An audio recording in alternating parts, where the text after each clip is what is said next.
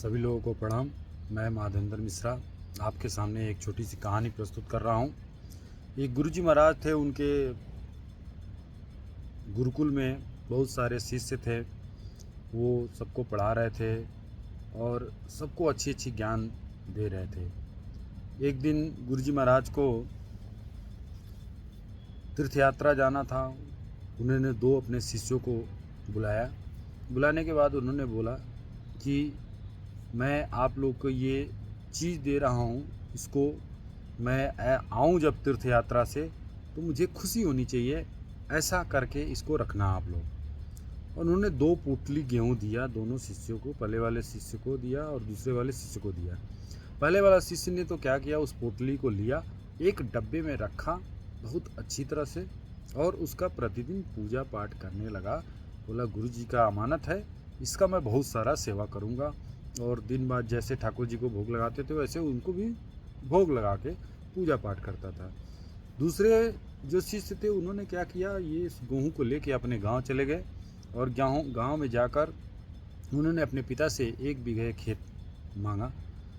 फिर वहाँ पे उन्होंने उस गेहूँ को बीज के रूप में डाल दिया और बीज में डाल के उसकी खेती करना शुरू कर दी। 2 साल बाद जब गुरुजी वापस आए तो उन्होंने पूछा कि भाई मैं आपको जो दिया था उसका आपने क्या किया। पहले वाले जो शिष्य थे वो गेहूं को ले आए, बोले महाराज मैं बहुत सेवा किया हूँ, आपकी अमानत थी इसलिए। तो जब गुरुजी ने देखा तो बड़े दुखी हुए और उस डब्बे को खोले तो उसमें से आधे गेहूँ तो घुन खा गए थे, बचे कुचे जो थे वो सड़ने के कगार पे थे। गुरुजी दुखी हो गए।